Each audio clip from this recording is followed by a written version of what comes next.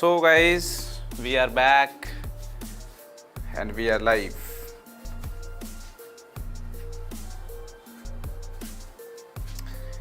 One one and many one functions पे आज हमारा डिस्कशन होने वाला है।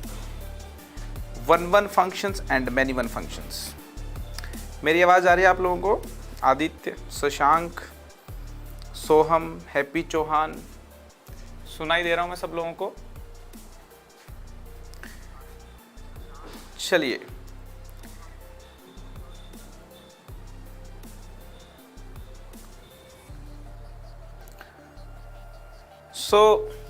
लास्ट लेक्चर में हमने देखिए यार even function and odd function किया था, ठीक है ना। प्रीवियस लेक्चर में हमने क्या किया था? इवन फंक्शन, ओड फंक्शन किया था, है ना। आई होप एकदम पूरा क्लियर है आपको, है ना। इवन फंक्शन, ओड फंक्शन का फंडा मुझे लगता है आपको भन्नाट तरीके से क्लियर होगा। आज हमें क्या करना है? आज हमको खास किस्म के फंक्शंस को पढ़ना है। वन वन फंक्शंस को पढ़ना है, मैनी वन फंक्शंस को पढ़ना है। जी हाँ, one one functions and many one functions, one one functions and many one functions. आज हम सीखने वाले हैं one one functions and many one functions. बहुत बार इनके ऊपर क्वेश्चंस पूछे गए हैं। एक बेहद इंपॉर्टेंट टॉपिक है। स्टेप बाय स्टेप तरीके से सीखेंगे। बेसिक लेवल से हम शुरुआत करेंगे और हायर लेवल पर लेकर के जाएंगे। आई होप आपको लास्ट वाला लेक्चर एकदम क्लियर होगा। Even functions and odd functions की आपको एकदम अच्छे से क्लैरिटी होगी, है ना। Even function and odd function की आपको एकदम अच्छे से क्लैरिटी होगी। देखिए, मैंने बिल्कुल एकदम आपको शुरुआत में डेफिनेशन से शुरू किया था, है ना। उसके बाद फिर मैंने एग्जाम्पल लेकर के बताया था। फिर ग्राफ के बारे में बड़ी अच्छी बात बताई थी कि जो इवन फंक्शन का ग्राफ है वो वाई एक्सिस के अबाउट सिमेट्रिकल होता है ना। ओड फंक्शंस की देखिए सारी बातें मैंने यहाँ पे लिखी थी, ठीक है। उसके बाद फिर कुछ प्रॉपर्टीज हैं वो भी मैंने आगे लिखी थी। तो लास्ट का जो वीडियो था वो पूरा डेडिकेट किया था मैंने ओड फंक्शन, इवन फंक्शन को। और आज का जो लेक्चर है वो डेडिकेट करने वाला हूँ one one functions and many one functions को। अगर आपने ये पूरा सेशन अच्छे से देख लिया तो मैं कहूँगा कि वन वन फंक्शंस और मैनी वन फंक्शन वाला पूरा फंडा आपका हो जाएगा एकदम भन्नाट। तो कैसे हैं आप लोग? आई होप आप सब लोग अच्छे होंगे और मैं भी हूं एकदम भन्नाट। तो चलिए आज के सेशन को चालू करते हैं। फंक्शन पे हमारा ये 12th लेक्चर है ना। नंबर ऑफ लेक्चर भले ही देखने में आपको ज़्यादा लगेंगे फंक्शंस में कि यार ज़्यादा लेक्चर ले लिए, ठीक है, मगर हर लेक्चर में छोटा छोटा टॉपिक कवर किया हुआ है ना। हर लेक्चर जो है वो एक सेपरेट टॉपिक पे मैंने बनाया हुआ है। अगर आप फंक्शन की पूरी लेक्चर सीरीज़ देख लेते हो तो फंक्शंस आपका एकदम बेहतरीन ढंग से आपके कब्जे में होगा, ठीक है। चलते हैं आगे।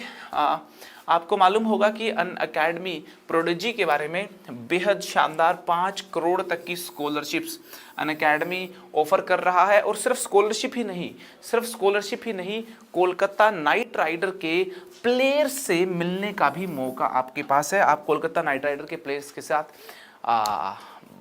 मिलने का इस मौके को ना चुकें, है ना। चैंपियन जो होंगे वो कोलकाता नाइट राइडर के प्लेयर्स से मिल सकते हैं। और देखिए 5 करोड़ तक की स्कॉलरशिप्स तो हैं ही। क्या है Unacademy Prodigy? Online scholarship test है। IIT JEE की प्रिपरेशन जो स्टूडेंट्स कर रहे हैं, जो करना चाहते हैं, सीरियस स्टूडेंट्स जो हैं IIT JEE की जो प्रिपरेशन कर रहे हैं, करना चाहते हैं, और सिर्फ IIT JEE नहीं, नीट के हों या फिर फाउंडेशन बोले तो 9th-10th क्लास के स्टूडेंट्स हो, सब स्टूडेंट्स इस टेस्ट का, इस प्रोडिजी का, अनअकैडमी प्रोडिजी इस स्कीम का बेनिफिट उठा सकते हैं। 5 करोड़ तक की शानदार स्कॉलरशिप तो जीत ही सकते हैं और कोलकाता नाइट राइडर के प्लेयर से मिलने का मौका भी, आप अपने फेवरेट प्लेयर से मिलने का मौका भी आपके पास है, ठीक है। 25 अप्रैल 2021 11 बजे से शुरू हो रहे हैं ये सारे टेस्ट।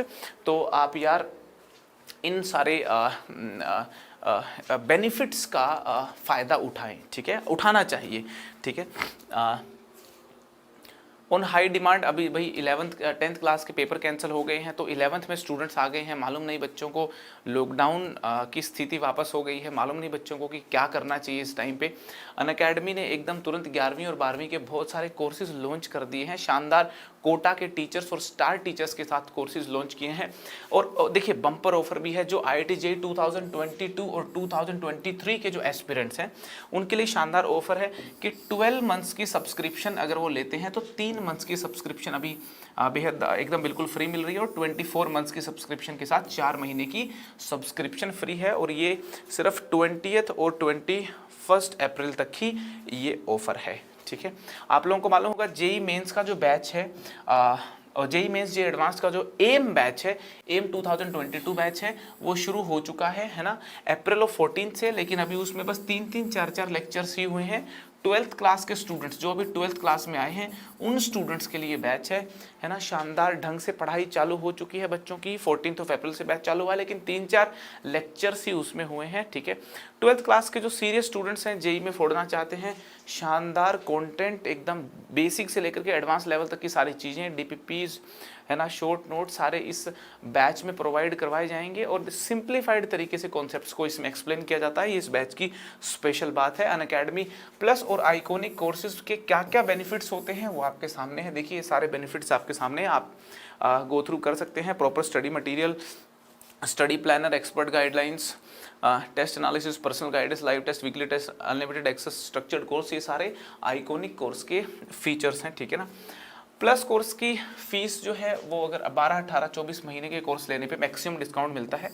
और आप कोई भी कोर्स लें, अमन मैथ्स कोड का अगर आप इस्तेमाल करते हैं, अमन मैथ्स कोड का अगर आप इस्तेमाल करते हैं तो इससे ज़्यादा डिस्काउंट, इस कोड का इस्तेमाल करने के बाद ये मैक्सिमम पॉसिबल डिस्काउंट दिलवाएगा आपको अमन मैथ्स, ठीक है। चाहे आप प्लस कोर्सेज लें या फिर आइकॉनिक कोर्सेज लें, ठीक है ना।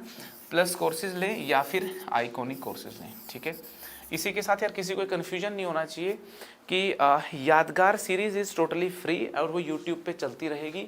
12वीं क्लास की जो यूट्यूब पे सीरीज़ यादगार सीरीज़ चल रही है वो टोटली फ्री है, और वो सीरीज़ तो यूट्यूब पे चलती रहेगी। उस सीरीज़ के अपने बेनिफिट्स हैं, कंप्लीट कोर्स उसमें करवाया जाएगा। लेकिन आइकॉनिक और प्लस कोर्सेज़ के अपने बेनिफिट्स हैं। इसमें कोर्स कंप्लीशन के साथ साथ लाइव लर्निंग एनवायरनमेंट होगा, है ना। बच्चों का टाइम टेबल प्लान बनाया जाएगा, टेस्ट एनालिसिस किया जाएगा, लाइव बातचीत की जाएगी, DPP शीट्स मिलेंगी, है ना। कहाँ बच्चा लैग कर रहा है तो डायरेक्ट टीचर की नॉलेज में रहेगा। ये प्लस और आइकॉनिक कोर्सेज की के बेनिफिट्स हैं, करेक्ट है। तो चलिए आज हमारा जो फोकस है वो किस चीज़ के ऊपर है, 1-1 function and many one functions पे, ठीक है ना। आज हमारा जो फोकस है वो किस पे, 1-1 function and many one functions पे। लिख दिया ना मैंने यहाँ पे देखिए, है ना, 1-1 एंड मैनी वन फंक्शंस। आज हमको 1-1 एंड मैनी वन फंक्शंस करना है, ठीक है जी। तो चलिए आज का लेक्चर चालू करते हैं, है ना। 1-1 फंक्शंस क्या होते हैं सीखेंगे, मैनी वन फंक्शंस क्या होते हैं सीखेंगे, ठीक है ना। बेसिक बात पहले पकड़नी है, 1-1 फंक्शंस, है ना, 1-1 functions and many one functions. मैं बिल्कुल एकदम बेसिक से पढ़ा रहा हूँ। यादगार सीरीज का हमारा मोटिव है बिल्कुल बेसिक से लेकर के एडवांस लेवल तक की चीज़ें करवाई जाएं और सारी चीज़ें करवाई जाएं, है ना। यादगार सीरीज को यादगार बनाना है तो हर स्टूडेंट के लिए वो सीरीज होनी चाहिए, हर स्टूडेंट उसका बेनिफिट उठा पाए, ऐसी इस यादगार सीरीज को बनाने का मोटिव है और वही हम लोग कर रहे हैं। 11th क्लास का बैच जल्दी ही चालू हो जाएगा। खैर हाँ, तो देखिए 1-1 फंक्शन और मैनी वन फंक्शन, आइए जरा खेल चालू करते हैं। 1-1 फंक्शंस क्या होते हैं इसको विजुअली समझते हैं एक बार। 1-1 फंक्शंस क्या होते हैं इसको विजुअली समझते हैं। मान लो एक फंक्शन है, एक सेट A है और दूसरा सेट है मान लेते हैं B, ठीक है। एक सेट A है, दूसरा सेट B है और हमने फंक्शन f डिफाइन किया सेट A से B में, ठीक है। फंक्शन जो f है that is defined from set A to B, है ना। Function f is defined from set A to B, है ना। A के जो एलिमेंट्स हैं वो हैं A B C D, B के जो एलिमेंट्स हैं वो हैं अल्फा, बीटा, गामा, डेल्टा और ईटा फॉर एग्जांपल, है ना। तो 1-1 फंक्शन में दोस्तों क्या होता है कि एक एलिमेंट सेट A का सेट B के एक एलिमेंट से ही रिलेटेड होता है। एक एलिमेंट सेट A का B के एक एलिमेंट से ही रिलेटेड होता है। सेट A का एक एलिमेंट जो है सेट बी के एक एलिमेंट से ही रिलेटेड होता है। यहां जो मैपिंग है 1-1 मैपिंग है ना। ये जो मैपिंग है यहाँ पे नोटिस कीजिए, ये जो मैपिंग है ये 1-1 मैपिंग है ना। जिस फंक्शन में मैपिंग जो है सेट ए से बी 1-1 मैपिंग हो, ऐसे फंक्शन को हम 1-1 फंक्शन बोलते हैं। क्या बोलते हैं? 1-1 फंक्शन बोलते हैं। अब बात करते हैं मैनी वन फंक्शन की। एक जी फंक्शन है, मान लेते हैं सेट ए से सेट बी में एक जी फंक्शन है। सेट ए आपके सामने है, सेट बी आपके सामने है, और एक जी फंक्शन डिफाइन किया गया है सेट ए से बी में। ये जो जी फंक्शन है, ये जो जी फंक्शन है, ये जी फंक्शन क्या हरकत करना चाहता है? ये जी फंक्शन क्या हरकत करना चाहता है? ये जी फंक्शन जो है कैसा फंक्शन है बता दूं आपको। ए की मैपिंग मान लो अल्फा से है, बी की मैपिंग भी अल्फा से है, सी की मैपिंग बीटा से है, और डी की मैपिंग भी मान लो बीटा से है। यहाँ जो मैपिंग है, यहाँ 1-1 मैपिंग नहीं है, यहाँ मैनी वन मैपिंग है। अब आप बोलेंगे यार ये क्या बोल रहे हो, 1-1 और मैनी वन मैपिंग मतलब क्या होती है? यार इस बात को भी बता रहा हूं। यहाँ पे अगर अपन ऑब्जर्व करके देखते हैं, अगर हम ऑब्जर्व करते हैं तो यहाँ पे 1 element of set A is related with 1 element of set B, है ना। 1-1 मैपिंग हो गई, ठीक है। 1 element is related with 1 element, ये बात समझनी है। 1 element is related with 1 element, 1 element is related with 1 element. भैया ये 1-1 मैपिंग हुई। क्या हुई? 1-1 मैपिंग हुई। यहां पे आप देख लें मैनी एलिमेंट्स, यहां पे आप देख लें many elements are related with 1 element. देखिए यहां पे जो गेम हो रहा है वो मैनी वन हो रहा है। यहां का अगर आप गेम समझ के देखेंगे, ये मैनी वन गेम हो रहा है। Many elements of set A, many elements of set A they are related with 1 element of set B। ये बात हमें समझनी है। यहाँ पे many मतलब 2 एलिमेंट, एक नहीं many, many बोले तो एक से ज्यादा, है ना। many का मतलब है एक से ज्यादा एलिमेंट्स जो हैं, एक से ज्यादा एलिमेंट्स आप देख सकते हैं सेट A के एक से ज्यादा एलिमेंट्स जो हैं वो रिलेटेड हैं मात्र एक एलिमेंट से। सेट ए के एक से ज्यादा एलिमेंट सेट बी के एक एलिमेंट से रिलेटेड हैं। ये जो फंक्शन है ये मैनी वन फंक्शन हुआ। तो दोस्तों 1-1 फंक्शन वो फंक्शन होता है, यहाँ पे ये बात तो एकदम क्लियर अपने को हो गई है कि 1-1 फंक्शन वो होता है जिसमें एक एलिमेंट एक से रिलेटेड हो, है ना। एक एलिमेंट एक से रिलेटेड हो, एक एलिमेंट एक से रिलेटेड हो, एक एलिमेंट एक से मतलब 1-1 हो मैपिंग। सारी मैपिंग 1-1 हो, सारी मैपिंग इमेज और परी इमेज, यहाँ पे परी इमेज और इमेज की जो मैपिंग है यहाँ पे सारी मैपिंग 1-1 मैपिंग है। इस फंक्शन को 1-1 फंक्शन बोला जाएगा। यहाँ पे देखिए, यहाँ पे ये मैनी वन फंक्शन है क्योंकि यहाँ पे मैपिंग जो है वो मैनी जो है दे आर रिलेटेड विद 1, है ना। Many are related with 1। यहाँ पे ये बात आपको समझ में आ रही है क्या? ठीक है ना। तो 1-1 मैपिंग और मैनी वन मैपिंग में आई होप आपको क्लैरिटी होगी, ठीक है जी। 1-1 मैपिंग और मैनी वन मैपिंग, ठीक है। अब देखिए जरा, ये बात तो समझ में आ गई कि 1-1 मैपिंग मैनी वन मैपिंग क्या होती है। डायग्रामेटिकली समझ में आ गई, ठीक है ना। डायग्रामेटिकली समझ में आ गई, ठीक है। अब इसी बात को अगर मैथमेटिकली समझें तो बहुत मजा आने वाला है। ये मैंने देखिए डायग्रामेटिकली आपको समझा दी, मुझे लगता है डायग्रामेटिकली आपको भन्नाट तरीके से समझ में आ गई होगी, है ना। अब इसी बात को देखिए मैथमेटिकली समझने की कोशिश करनी है। कितने लोगों को डायग्रामेटिकली सारी बातें समझ में आ गई, है ना। कितने लोगों को समझ में आ गई मुझे बताएं जरा, कितने लोगों को समझ में आ गई डायग्रामेटिकली जो बातें, कितने लोगों को जो भी बताई हैं समझ में आ गई हैं, बताएं जरा मेरे को।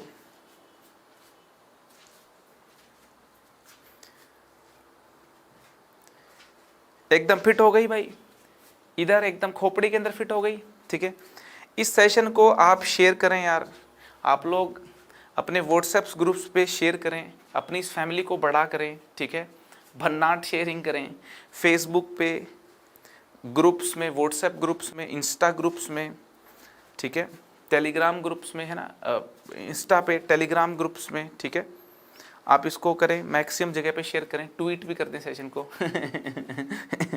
यादगार सीरीज के ट्वीट भी कर दिया करो, ठीक है।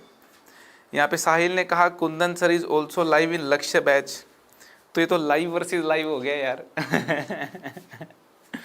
है ना, Kundan sir is also live in लक्ष्य बैच, तो लाइव वर्सेस लाइव हो गया ये तो, मतलब ये तो मज़ा आ गया है ना।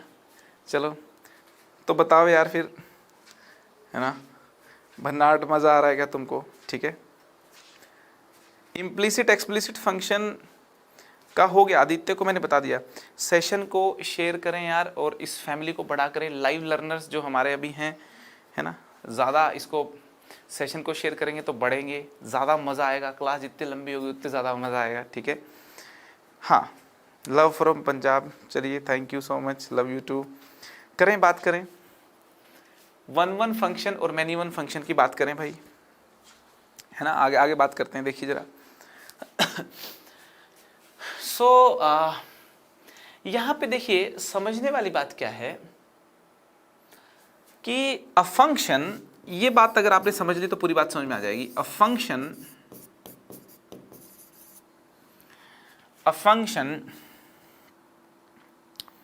f defined from set A to B is said to be 1-1, it's said to be 1-1 if it's said to be 1-1। एक फंक्शन को 1-1 कब बोलेंगे? अगर f(x1) इक्वल टू f(x2) मिलता है आपको, तो ये तभी संभव है जब x1 और x2 बराबर आ जाएं। For every x1, x2 belongs to set A. कितने लोगों को ये बात जो मैथमेटिकल अभी लिखी है समझ में आई है? मुझे कमेंट करके बताएं यार। अभी मैनी वन फंक्शन की बात भी लिख रहा हूं मैं। देखिए, a function g such that defined from A to B is said to be many one, it's said to be many one if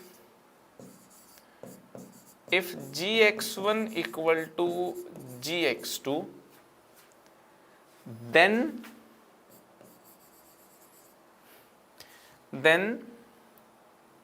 है ना, if gx1, या फिर यूं बोल सकते हैं a function g is said to be many one if there exist, ये there exist का सिंबल होता है, there exist x1 and x2 in set A, जहां पे x1 is not equal to x2 और gx1 इक्वल टू gx2, ठीक है ना। इस बात को यहाँ पे सेटिस्फाई करे वो मैनी वन फंक्शन है, और जो इसको सेटिस्फाई करे वो 1-1 फंक्शन है। मतलब ये बात जो ऊपर जो मैंने लिखी हुई है विजुअल फॉर्म में, है ना, यहाँ पे जो बात मैंने लिखी विजुअल फॉर्म में जो बात लिखी हुई है, उसी बात को मैंने मैथमेटिकल फॉर्म में लिख दिया। मुझे बताएं कितने लोगों को समझ में आई? समझ में आनी तो नहीं चाहिए वैसे, अब समझ में आ गई तो मतलब गजब हो जाएगा समझ में आनी तो नहीं चाहिए, लेकिन अगर समझ में आ गई तो एकदम गजब हो जाएगा। बताए कितने लोगों को समझ में आ गई? शशांक मिश्रा बोल रहे मैथ्स का सॉन्ग कब आ रहा है? मैथ्स का सॉन्ग यार आएगा, बुर्ज खलीफा के सामने शूटिंग करके देंगे अब की बार आपको, ठीक है ना। दुबई में जा करके दुबई में बना के दे दूँ क्या ठीक है, तो मैं क्या कह रहा हूँ, समझ में आया क्या? साहिल छाबड़ा बोल रहा है कि टेलीग्राम ऑफ लक्ष्य बैच में शेयर कर दूं क्या? यार भाई जहां शेयर करना है कर दो यार शेयर, उसमें क्या है, तुम्हारी मर्जी, कहीं पे भी शेयर कर दो। समझ में नहीं? अच्छा, मैं समझाने की कोशिश कर रहा हूँ, ठीक है ना, मैं भी समझाने की कोशिश कर रहा हूँ। अब समझने की कोशिश करना, है ना, समझने की कोशिश करना, वापस समझा रहा हूँ, समझने की कोशिश करना। देखो जरा क्या कह रहा हूँ मैं, देखिए, a function f defined from a to b is said to be 1 1 1 1 तब बोला जाएगा अगर कोई बोले आपको कि f(x1) f(x2) के बराबर है। अगर कोई बोले ये x1 ये x2 कि f(x1) और f(x2) बराबर मतलब x1 x2 की मैपिंग सेम हो रखी है ना। अगर कोई आपको बोलता है x1 x2 की मैपिंग अगर कोई बोले सेम होती है और आप बोलो कि ये तभी संभव है जब x1 और x2 बराबर हैं, मतलब ये दोनों पॉइंट एक ही होने चाहिए। जब ये दोनों पॉइंट एक ही होने चाहिए तो इसका मतलब ये सिंगल चीज है, तो 1 1 मैपिंग हो गई। क्या हो गई? 1 1 मैपिंग हो गई। इस पे थोड़ा बुद्धि पे जोर डालें और समझने का प्रयास करें, ठीक है। और यहां पे लिखा हुआ एक फंक्शन g को मैनिवन तब बोलेंगे जब कोई दो वैल्यू है ना, इफ ये सिंबल देयर एग्जिस्ट का होता है, मालूम होगा ना आपको। यहाँ पे दो सिंबल हैं, ये जो सिंबल है ये देयर एग्जिस्ट का सिंबल होता है। आपको बता दूं मैं, और ये जो सिंबल है ये फॉर ऑल का सिंबल होता है ना। तो एक फंक्शन g को मैनिवन तब बोलेंगे अगर अपने को मिल जाए, इफ देयर एग्जिस्ट, अगर अपने को x1 x2 दो ऐसे मिल जाएं, x1 x2 दो ऐसे मिल जाएं सेट A में, कोई दो वैल्यू ऐसे मिल जाएं जिसपे fx मतलब gx1 और gx2 बराबर हो, gx1 gx2 क्या हो? बराबर हो। तो ये मतलब जो बात यहां बोली वही तो यहां पे मैथमेटिकल भाषा में लिख दी ना। अरे समझ में आ गई क्या वही बात? भाई मैंने कहा कि x1 x2 सेट A में दो ऐसे मिलने चाहिए, दो ऐसे मिलने चाहिए कि gx1 और gx2 से मिल जाए वहां पे भाई, और x1 x2 बराबर नहीं होने चाहिए, मतलब दो डिफरेंट x1 x2 मिलने चाहिए, है ना। यहां पे x1 is not equal to x2, तो x1 x2 दो डिफरेंट ऐसे नंबर्स मिलने चाहिए जिसकी मैपिंग करें तो सेम नंबर आ जाए, gx1 gx2 के बराबर हो जाए। और 1 1 फंक्शन में दो अलग अलग पे सेम नहीं आना चाहिए, बल्कि सेम पे ही, मतलब दो अलग अलग पे नहीं, सिंगल का सिंगल पे आना चाहिए। तो यहां पे बोला कि x1 x2 बराबर हो, मतलब एक नंबर पे ही एक वैल्यू आ सकती है। आप समझ में आ रही बात? अभी जो मैंने वापस समझाया समझ में आ गया क्या? बताओ जरा। मैंने वापस समझाने की कोशिश की है, वापस समझाने की कोशिश की है, समझ में आया क्या? है ना? वापस समझ में आ गया ना? 1 1 को वापस रिपीट कर देता हूं मैं, एक बार और रिपीट कर रहा हूं आप लोगों के लिए, एक बार और वापस रिपीट कर रहा हूं। लंबी सांस ले लेते हैं एक बार, आप भी ले लो, लंबी सांस ले लो, लंबी सांस ले लोगे मजा आएगा। वापस बता रहा हूं, लेकिन मैथमेटिकल भाषा में बात जो है वो समझाने की कोशिश कर रहा हूं। सुनिए, मैं ये बोल रहा हूं कि भैया जी सुनिए, g फंक्शन है a से b में डिफाइन, x1 x2 दो नंबर, x1 x2 आपके a b भी हो सकते हैं, c d भी हो सकते हैं, कोई भी दो नंबर, x1 x2 दो नंबर अगर सेट A में मिल जाए जिसपे यहां पे देखिए GA जो है ना, GA की वैल्यू कितनी? अल्फा है। GB की वैल्यू कितनी है? वो भी अल्फा है ना। तो आप देखें GA और GB सेम है, GA GB सेम है, तो मैं वही कहना तो चाह रहा हूं कि दो नंबर्स मिल गए, उन पे सेम आउटपुट आ रहा हो ना, तो फंक्शन क्या हो गया? मैनिवन हो गया। तो यहां पे कहने का प्रयास यही किया गया है, इसको यूं समझने की कोशिश करो, इनको आप लिखो x1 x2 x3 x4। देखो जरा, x1 x2 बराबर नहीं होने चाहिए, अलग अलग नंबर हैं। gx1 और gx2 बराबर मिल गए, तो फंक्शन क्या हो गया? मैनिवन हो गया। और यहां पे देखिए आप बात को, यहाँ पे है मान लो ये x1, ये x2, ये x3, ये x4।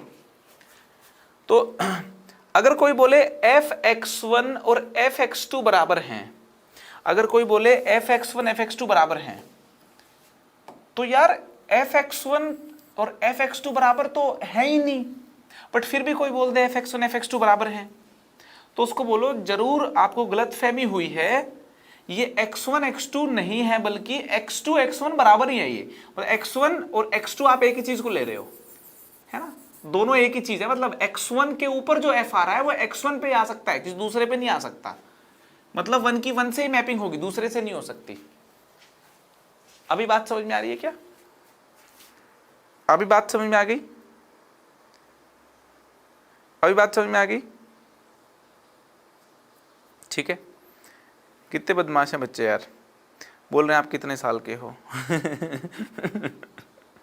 ठीक है भाई, तो ये है ना डिफरेंट डेफिनेशन। तो ये बता दी ना आपको मैंने, ये डेफिनेशन देख लो आप। 1-1 मैपिंग होनी चाहिए, 1-1 दोनों इंपॉर्टेंट हैं। यहाँ पे 1-1 फंक्शन को हमने यहाँ जो समझने की कोशिश की है, ये है विजुअल अंडरस्टैंडिंग, है ना, ये है विजुअल अंडरस्टैंडिंग, है ना। दिमाग पे थोड़ा बोझ डालना पड़ेगा आपको। और यहाँ पे हमने ये मैथमेटिकल अंडरस्टैंडिंग है, ठीक है, दिमाग पे थोड़ा बोझ डालना पड़ेगा। मैथमेटिकल अंडरस्टैंडिंग, ये क्या है? मैथमेटिकल अंडरस्टैंडिंग है। ये क्या है? विजुअल अंडरस्टैंडिंग है। और ये क्या है? मैथमेटिकल अंडरस्टैंडिंग है। दोनों ही बातें आपको मालूम होनी चाहिए, ठीक है, दोनों ही चीज़ें मालूम होनी चाहिए, ठीक है ना। विजुअल अंडरस्टैंडिंग भी आपको होनी चाहिए, चलो लिखा रहने देता हूँ, और मैथमेटिकल अंडरस्टैंडिंग भी होनी चाहिए। अब आइए ग्राफिकल अंडरस्टैंडिंग करते हैं।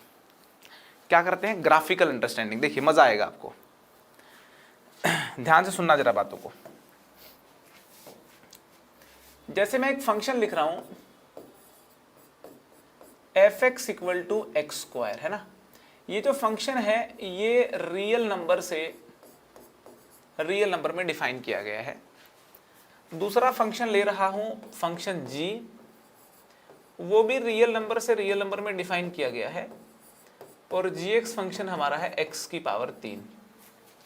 जब आप ग्राफ बनाते हो f(x) = x² का, है ना, ग्राफ बना लो या वैसे भी देख सकते हो। ग्राफ देखते हैं एक बार, f(x) = x² का ग्राफ बनाते तो ऐसा ग्राफ आता है। ये ग्राफ आ गया f(x) = x² का, ठीक है।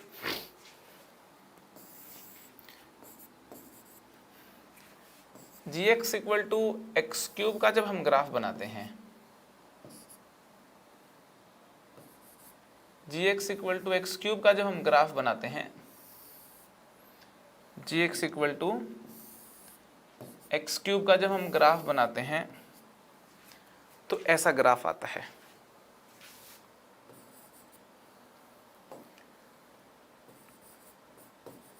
gx = x³ का ग्राफ ऐसा आता है। अगर आप दोनों में ध्यान लगा करके देखोगे तो f(x) = x² जो है ना, ये एक 1-1 फंक्शन है। सॉरी, ये एक मैनी वन फंक्शन है। This is a many one function. ये मुझे राइट में बनाना चाहिए था, मैनी वन फंक्शन।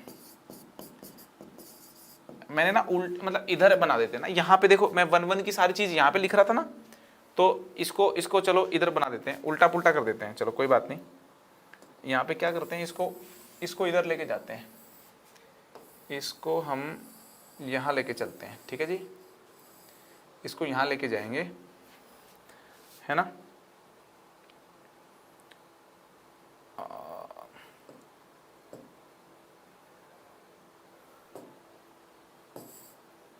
इसको कैसे करें शिफ्ट भाई? इसको करेंगे, अभी धीरे धीरे करेंगे शिफ्ट को, जरा करके देखते हैं एक बार शिफ्ट। पहले इसको राइट में लेके जाते हैं, ये ले गए, इसको यहाँ पे, इसको यहाँ पे ले गए। अब बारी है इसकी, तो इस कहानी को ले गए यहाँ पे, है ना। समझ में आ गई बात? ठीक है, ये हमारा एक्स क्यूब है ना, एक तो एक्स क्यूब हो गया, कोई प्रॉब्लम नहीं है ना। ये मैन इवन फंक्शन है ना। इसका नाम जो है ना, इसका नाम भी क्या कर देते हैं, ये एफ नहीं है, इसका नाम जी कर देते हैं, है ना। इसका नाम जो है जी नहीं, इसका नाम एफ कर देते हैं, है ना। ये फंक्शन एफ बोल देते हैं ना, इसका नाम एफ कर दिया, ठीक है जी। इसको बोल देते हैं फंक्शन जी, ठीक, क्या बोल देते हैं, फंक्शन जी। तो जो g x equal to x square है, this is a man even function, है ना। ये क्या है, मैन इवन फंक्शन है। और f x equal to x cube जो है, this is a one one function. F x equal to x cube है, this is a one one function. ये क्या है, ये एक वन वन फंक्शन है। अब आप सोच रहे होंगे यार कैसे बोल दिया वन वन है, कैसे बोल दिया मैन इवन है ना। अभी बता रहा हूं आपको। अच्छा, किसी को समझ में आया क्या? बताने से पहले बताऊं तो मैं भी गई, बताओ किसी को समझ में आया क्या कि क्या बोल रहा हूं मैं? बताओ जरा क्या बोल रहा हूं मैं, ये समझ में आया क्या?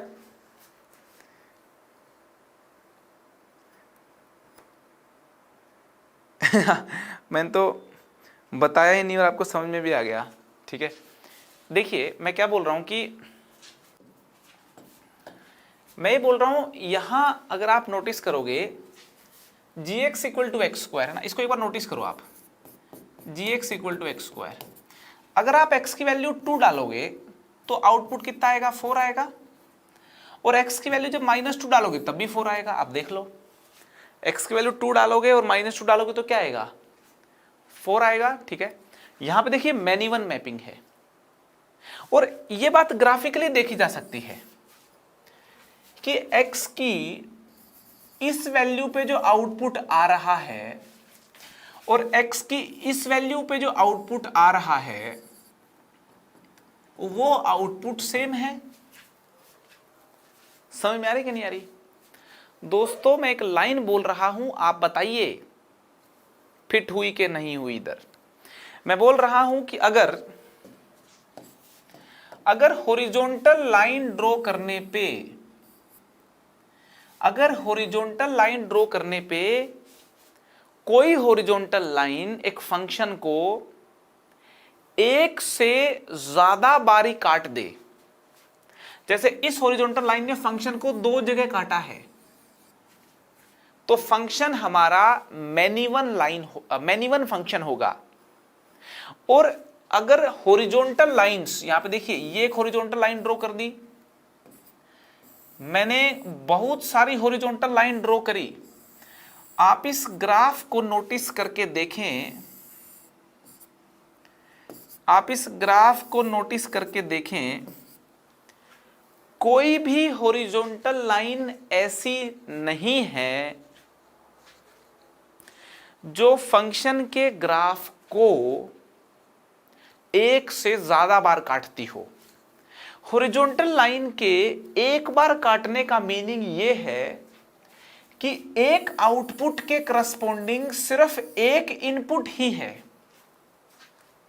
मगर हॉरिजॉन्टल लाइन के ग्राफ एक से ज्यादा बार काटने का मीनिंग यह है कि आउटपुट एक है, इसके करस्पॉन्डिंग इनपुट 2 हैं या 2 से ज्यादा हैं।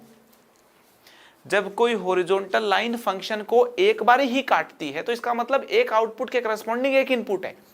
बट अगर कोई हॉरिजॉन्टल लाइन फंक्शन के ग्राफ को 2 बारी काटे, इसका मतलब एक आउटपुट के करस्पॉन्डिंग 2 इनपुट है, मतलब फंक्शन मैन इवन है। तो वन वन और मैन इवन चेक करने का, वन वन और मैन इवन चेक करने का ये हॉरिजॉन्टल लाइन टेस्ट होता है। Horizontal line test, horizontal line test क्या होता है? If graph of the function is cut only once by any horizontal line, then the function is 1 1, and if there exists a horizontal line which cuts the function more than once, then the graph is, the function is a many one function, है ना. if there exists one horizontal line, एक भी मिल जाए, एक से ज्यादा मिल जाए तो कोई टेंशन नहीं है, at least one, there exists at least one horizontal line, there exists at least one horizontal line, there exists at least one horizontal line which cuts the function, there exists at least one horizontal line which cuts the function more than once,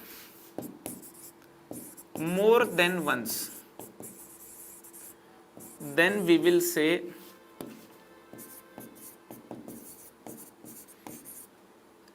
function is many one. function is many one. function क्या है? function many one है. और one one function का horizontal line test क्या है?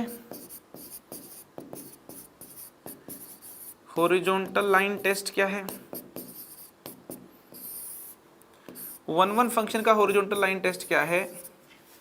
If the graph of function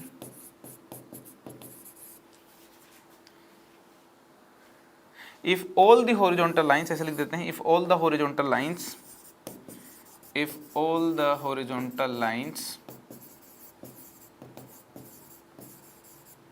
cuts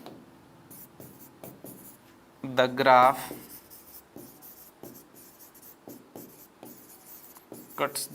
of function at most once, maximum एक बार, एक से ज्यादा नहीं, then function is one one.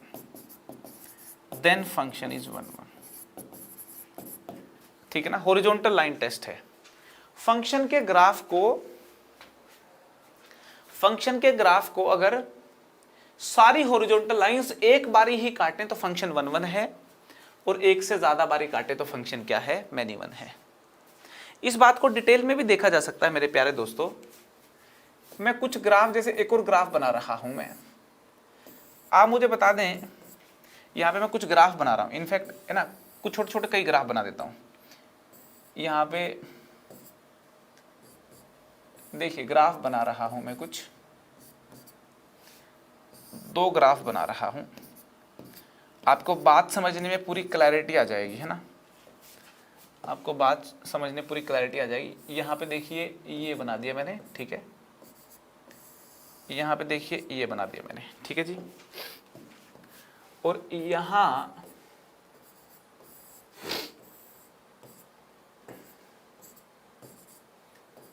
भी मैं 2 ग्राफ बना रहा हूं. मजा आएगा आपको, मजा आ जाएगा भाई. ये देखिए 2 ग्राफ बना दिए मैंने, ठीक है. ये जो ग्राफ है ये वन वन फंक्शन का ग्राफ है. आपको बता दूं ये वन वन फंक्शन का ग्राफ है, और ये जो ग्राफ है ये मैनी वन फंक्शन का ग्राफ है. ये भी वन वन का है, मैनी वन का क्या बोल, ये ग्राफ भी वन वन फंक्शन का है. ये जो दोनों ग्राफ हैं ये वन वन फंक्शन के ग्राफ हैं. दोनों के दोनों ग्राफ वन वन फंक्शन के ग्राफ है, क्योंकि आप कोई भी हॉरिजॉन्टल लाइन ले लो, फंक्शन के ग्राफ को सिर्फ एक बार ही काट रहे हैं. आप यहां पे भी देखिए कोई भी हॉरिजॉन्टल लाइन ले लो, फंक्शन के ग्राफ को सिर्फ एक बार ही काट रहे हैं. दोनों ग्राफ जो है ये वन वन फंक्शन के ग्राफ हैं. यहां पे हॉरिजॉन्टल लाइन देखिए ये इस फंक्शन के ग्राफ को 3 बार ही काट रही है, 1 2 3, ये मैनी वन फंक्शन का ग्राफ है. और भी हॉरिजॉन्टल लाइन देखिए 3 बार ही काट रही है. ये देखिए ये हॉरिजॉन्टल लाइन 2 बार ही काट रही है. मतलब यहाँ पे देखिए 2 बारी या 3 बारी काटने वाली हॉरिजॉन्टल लाइन एग्जिस्ट कर रही हैं. ये मैनी वन फंक्शन का ग्राफ है. क्लियरली ये बात देख सकते हैं, ये मैनी वन फंक्शन का ग्राफ है. यहाँ पे ये भी मैनी वन फंक्शन का ग्राफ है. आपने अगर देखी हो तो एक इंटरेस्टिंग बात यहाँ पे देख सकते हैं कि जो वन वन फंक्शन के जो ग्राफ होते हैं, वन वन फंक्शन के जो ग्राफ होते हैं वो या तो हमेशा इंक्रीजिंग होते हैं, ऐसे इंक्रीज कर रहे हैं, या हमेशा डिक्रीज करने वाले होते हैं, हमेशा डिक्रीज करने वाले। 1-1 फंक्शन के जो ग्राफ होते हैं देखिए, या तो हमेशा इंक्रीज करने वाले होंगे, बढ़ते जाएंगे, या हमेशा डिक्रीज करने वाले होंगे, घटते जाएंगे। मगर मैनी वन फंक्शन के ग्राफ होते हैं, देखो इंक्रीज किया फिर इंक्रीज, ये डिक्रीज, मतलब इंक्रीज डिक्रीज ऐसे चलेगा उनमें, मैनी वन फंक्शन के ग्राफ में। और 1-1 फंक्शन के ग्राफ में ये बोला जा सकता है ये हमेशा इंक्रीजिंग ग्राफ है, ये ऑलवेज इंक्रीजिंग फंक्शन है। और इस फंक्शन को देखें तो ये ऑलवेज डिक्रीजिंग फंक्शन है। और ये वो फंक्शन है कभी इंक्रीज कभी डिक्रीज, कभी इंक्रीज कर रहे हैं, कभी डिक्रीज कभी इंक्रीज, कभी डिक्रीज कर रहे हैं। अरे समझ में आ रही है क्या बात? मुझे बस बता दो, बात समझ में आ रही है क्या? जड़ तक जाएंगे अपन।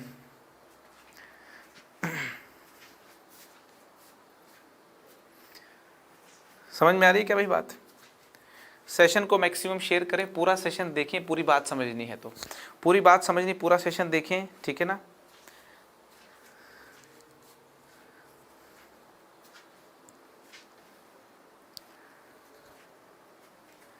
बात समझ में आ रही है भाई? सागर जी मीना, बात समझ में आ रही? कृष्णा गुप्ता, बात समझ में आ रही है? अंकुश कुमार सिंह, कुलदीप ढाका, समझ में आ गई? आदित्य गुप्ता, चलिए बहुत शानदार, बहुत बढ़िया। आतंकित तरीके समझ में आने चाहिए ना, आतंक फैला दो समझने का है ना। चलो चलिए आगे चलते हैं। ऑलवेज इंक्रीजिंग ऑलवेज डिक्रीजिंग, तो ये नोट डाल लेते हैं अपन कि ऑलवेज इंक्रीजिंग और always decreasing functions are 1-1 functions। always increasing या फिर always decreasing functions जो होते हैं वो फंक्शन दोस्तों 1-1 functions होते हैं, ये बात ध्यान रखना। always increasing या फिर ऑलवेज डिक्रीजिंग फंक्शंस जो होते हैं वो 1-1 फंक्शंस होते हैं। करेक्ट है जी।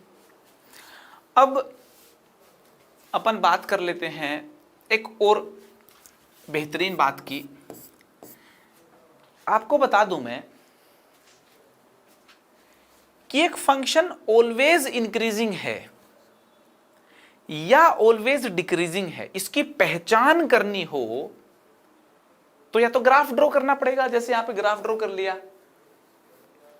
मगर बिना ग्राफ ड्रॉ करे पहचान करनी हो, अगर आपको एक ऑलवेज इंक्रीजिंग या ऑलवेज डिक्रीजिंग फंक्शन की पहचान करनी हो बिना ग्राफ ड्रॉ किए, तो बड़ा मस्त तरीका है पहचान करने का, बहुत सुंदर तरीका है। क्या है? फंक्शन का डिफरेंशिएशन कर दीजिए। अगर फंक्शन का डिफरेंशिएशन कर दें आप, वो हमेशा ग्रेटर देन 0 मिल जाए, इक्वल भी मिल जाए, डिस्क्रीट जगहों पे तो चलेगा।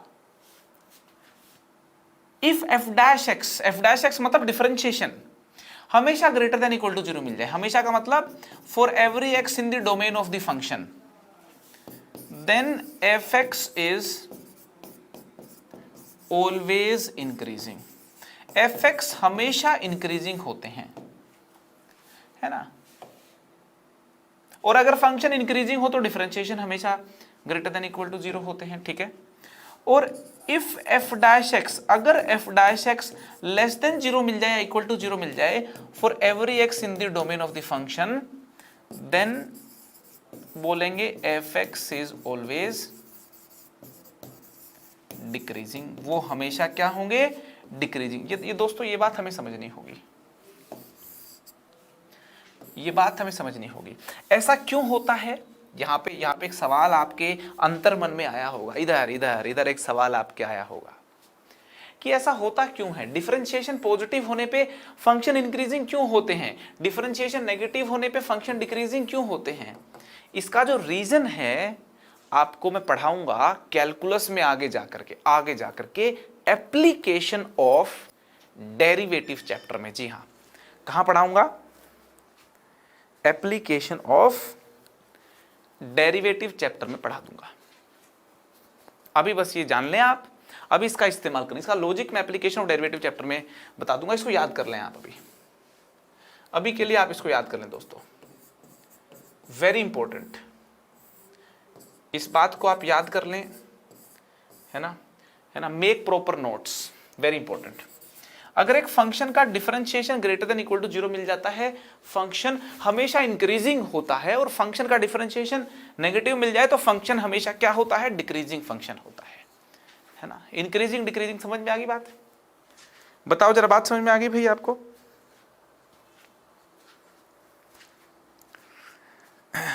ठीक है, इक्वल टू 0 होना चाहिए, इक्वल टू 0 डिस्क्रीट जगहों पे होना चाहिए ना, ये डिटेल में एप्लीकेशन ऑफ डेरिवेटिव में पढ़ाऊंगा आपको।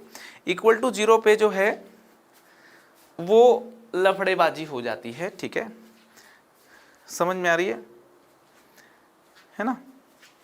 चलिए बहुत ही बढ़िया,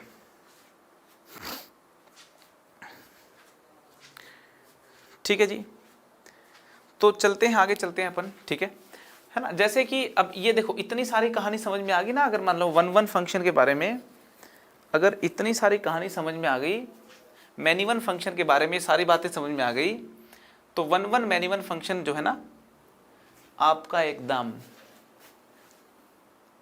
फंडू हो जाएगा। ये बात भी मैथमेटिकल तरीका भी मालूम होना जरूरी। जैसे क्वेश्चन कर लेते हैं एक, ठीक है, एक क्वेश्चन कर लेते हैं अपन।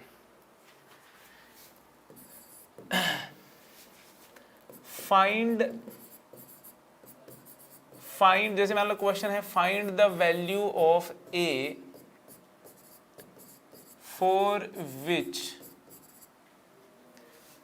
विच f x is equal to x cube plus a x square plus 2x plus 9 is 1-1 function. A की वैल्यू बताओ कि ये फंक्शन हमेशा 1-1 हो जाए, है ना। और यहां पे लिखा हुआ है वेयर ए एक रियल नंबर है और फंक्शन डिफाइन करना है रियल से रियल में। आपके सामने क्वेश्चन आ गया, ऐसे क्वेश्चन कई बार आते हैं एग्जाम में, ऐसे क्वेश्चन कई बार एग्जाम में आते हैं, है ना। ए की वैल्यू बताओ कि ये जो फंक्शन आपके सामने लिखा है ये 1-1 फंक्शन है। तो भाई देखो एक बात बताओ, एफ एक्स यहाँ पे पकड़ा मैंने ऐसे करके, एफ एक्स की मुंडी पकड़ ली मैंने, एफ एक्स की मैंने मुंडी पकड़ ली, एफ डैक्स एक्स किया, 3x square plus 3ax plus 2 हो गया, है ना। अब 1-1 होने के लिए एफ डैश एक्स या तो ग्रेटर देन इक्वल टू 0 होना चाहिए, या फिर एफ डैश एक्स हमेशा लेस देन इक्वल टू 0 होना चाहिए। मतलब ये हो गया कि 3x square plus 3ax plus 2 को या तो ग्रेटर देन इक्वल टू 0 होना चाहिए, 3x square plus 3ax plus 2 को या हमेशा लेस देन इक्वल टू 0 होना चाहिए। अब आपको बता दूं कि ये y equal to 3x square plus 3ax plus 2 को देखोगे तो x स्क्वायर का कोफिशिएंट पॉजिटिव है, ठीक है ना। तो ये अपवर्ड पैराबोला ग्राफ बनता है, तो ये हमेशा नेगेटिव हो ये संभव नहीं है ना, दिस इज नॉट पॉसिबल, है ना। क्वाड्रेटिक की थ्योरी मालूम होगी आपको, तो ये समझ में आना चाहिए, दिस इज नॉट पॉसिबल, ये पॉसिबल नहीं है ना। मतलब ये पॉसिबल नहीं है। हम चाहते हैं f dash x less than equal to 0 होना चाहिए for every x in the domain of the function, ये संभव नहीं है। क्या एफ डैश एक्स किसी ए के लिए फंक्शन की डोमेन में हमेशा पॉजिटिव हो सकता है क्या, है ना। ये हमेशा पॉजिटिव तब हो सकता है जब डी की वैल्यू हो हमारी लेस देन इक्वल टू 0, है ना। क्यों हो, क्वाड्रेटिक की थ्योरी है भाई। अगर आप एक क्वाड्रेटिक एक्सप्रेशन को हमेशा ग्रेटर, याद रख लो इस बात को, अगर नहीं मालूम तो वैसे मालूम होनी चाहिए, क्वाड्रेटिक इक्वेशन के मेरे लेक्चर देख लेना। अगर ये नहीं मालूम है तो क्वाड्रेटिक इक्वेशन के मेरे लेक्चर देख लेना, आप यूट्यूब पे अवेलेबल हैं, कहाँ अवेलेबल हैं तुम जानते हो, ठीक है।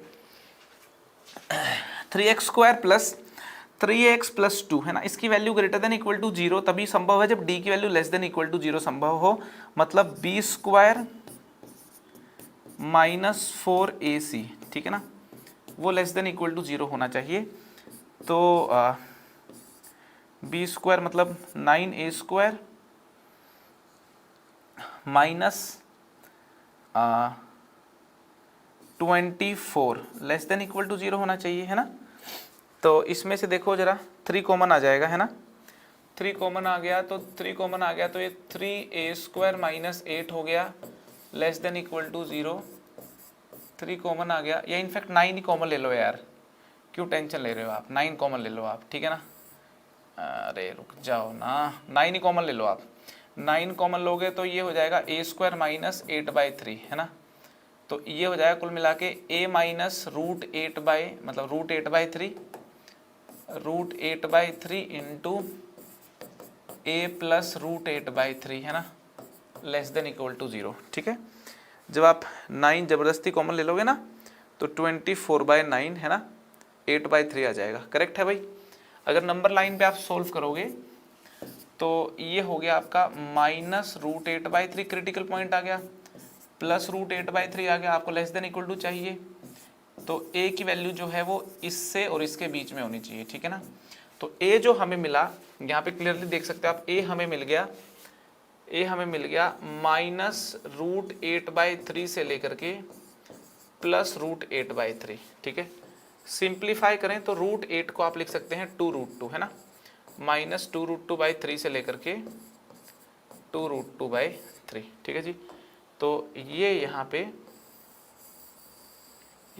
a की वैल्यूज आ गई, ये यहाँ पे a की वैल्यूज आ गई। आई होप आपको बातें सारी समझ में आ गई होंगी। किसी प्रकार का कोई संदेह, कोई डाउट है तो पूछ सकते हैं, ठीक है। ये मैंने तुमको एक शुरुआत में एक अच्छे क्वेश्चन से शुरुआत करवा दी, ठीक है ना। एक अच्छा क्वेश्चन है भाई, देखो एक फंक्शन को अगर 1 1 होना, तो मैंने भी बताया था f' तो हमेशा ग्रेटर देन इक्वल टू 0 होना चाहिए, ठीक है, या फिर हमेशा लेस देन इक्वल टू 0 होना चाहिए। सोल्व किया तो अपने आप अपने को बात समझ में आ गई, ठीक है। अगर आपको इस लेक्चर के नोट्स चाहिए तो टेलीग्राम चैनल ये वाला जो है, जिसका डिस्क्रिप्शन में लिंक दिया हुआ है, उसको ज्वाइन कर लें, है ना। लेक्चर के नोट्स चाहिए, है ना, चैप्टर प्रैक्टिस शीट्स जो आपको मिलेंगी, है ना, प्रैक्टिस शीट्स वो चाहिए, स्पेशल क्लास की इन्फॉर्मेशन चाहिए, स्पेशल फ्री क्लास की इन्फॉर्मेशन चाहिए, ठीक है। हमारी जितनी भी क्लासेस हैं उनकी इन्फॉर्मेशन चाहिए, जल्दी से इस टेलीग्राम चैनल को आप लोग ज्वाइन कर लें। अनअकैडमी ऐप पे डाउट पूछ सकते हैं आप, अपना डाउट जो है उसको, उसकी इमेज को आप सेलेक्ट कीजिए और डाउट पूछने का एक शानदार तरीका अनअकैडमी ऐप। प्रोसीजर यहाँ पे क्लियरली लिखा हुआ है। यूसेट अनअकैडमी स्कॉलरशिप असेसमेंट टेस्ट होता है 12 से 3 हर संडे को, 1 करोड़ तक की स्कॉलरशिप ले सकते हैं आप लोग, ठीक है ना। आप इसका बेनिफिट जरूर उठा सकते हैं। कौन कौन कितने प्रतिशत पे, किस रैंक पे स्कॉलरशिप ले सकते हैं, सारी डिटेल्स यहाँ पे लिखी हुई है मेरे दोस्तों। और एम 2022 बैच जिसमें मैं मैथ्स पढ़ाता हूँ, ये 14 अप्रैल से शुरू हुआ है, 14 अप्रैल से शुरू हुआ है। इसमें 2-3 क्लासेस ही हुई हैं। 12th क्लास के स्टूडेंट्स के लिए ये बैच है ना। शानदार कंटेंट, जेई में सिलेक्शन ही हमारा मोटिव है, with simplified teaching style. If you want to join you can join. और बाकी भी जो बैचेस हैं वो अनअकैडमी ऐप पे चल रहे हैं। सारे कोटा के टीचर्स के बैचेस हैं। अनअकैडमी प्लेटफॉर्म ही इकलौता ऐसा प्लेटफॉर्म है जिसपे कोटा के टीचर्स ही नहीं पढ़ाते, पूरे इंस्टीट्यूट पढ़ाते हैं। पहले लोगों को कोटा जाना पड़ता था रैंक निकालने के लिए, लेकिन अब कोटा ही अनअकैडमी पे आ चुका है ना। आपको कोटा जाना पड़ता था, अब कोटा अनअकैडमी पे आ गया है, ठीक है। तो अनअकैडमी पे हर वो टीचर है जिसकी लोग पढ़ाई करने के लिए लोग सोचते थे कि ये मेरी ख्वाहिश है, उस टीचर से मैं पढ़ लूँ, वो सारे टीचर्स अनअकैडमी ऐप पे हैं। तो मुझे लगता है कि आपको जो भी बैच पसंद आए, जो भी टीचर्स आपको अच्छे लगते हों, आप उन टीचर से पढ़ सकते हैं। क्या खास बात है अनअकैडमी प्लस मॉडल की, ये मैं बता चुका हूँ। प्लस और आइकॉनिक मॉडल की क्या स्पेशलाइजेशंस हैं, आप देखिए यहाँ पे आपको मिल जाएंगी। अनअकैडमी प्लस और आइकॉनिक कोर्सेज़ की क्या स्पेशलाइजेशंस हैं, डिटेल में लिखा हुआ है ना। सिर्फ पढ़ाई करना ही ज़रूरी नहीं होता, टेस्टिंग के बाद एनालिसिस मेंटरशिप भी ज़रूरत होती है अगर आप जेई में रैंक निकालना चाहते हैं। अनअकैडमी प्लेटफॉर्म से बेहतर लाइव लर्निंग प्लेटफॉर्म कोई भी इस टाइम पे इंडिया में अवेलेबल नहीं है, अब्रॉड भी कोई भी अवेलेबल नहीं है। तो लाइव लर्निंग का एक बेहद शानदार प्लेटफॉर्म है अनअकैडमी, और मेरी सारी क्लासेस की डिटेल आप मुझे अनअकैडमी ऐप को फॉलो कीजिए। अनअकैडमी ऐप पे मुझको फॉलो कीजिए। मेरी प्रोफाइल का जो लिंक है वो नीचे मेरा डिस्क्रिप्शन में लिखा हुआ है, आप उस लिंक पे जा करके मुझे अनअकैडमी पे फॉलो कर सकते हैं। मेरी सारी क्लासेस, सारी फ्री क्लासेस की डिटेल्स आपको मिल जाएंगी, और फ्री क्लासेस में भी मैं छोटे छोटे कोर्स पूरे निकाल रहा हूँ। मेरा कोशिश है कि फ्री क्लासेस में भी मैं सारे कोर्स आप लोगों को अनअकैडमी ऐप पे भी दे दूँ। तो आप मुझे अनअकैडमी ऐप पे ज़रूर फॉलो कर लें अगर नहीं फॉलो किया है तो। हमेशा मैं बोलता हूँ कि पढ़ना एक है और जीवन में खुश रहना दूसरी बात है। हमेशा आप लोग हंसते मुस्कुराते रहें, पढ़ाई चलती रहेगी दोस्तों, हंसी खुशी पढ़ाई चले, मज़ा उसी का है।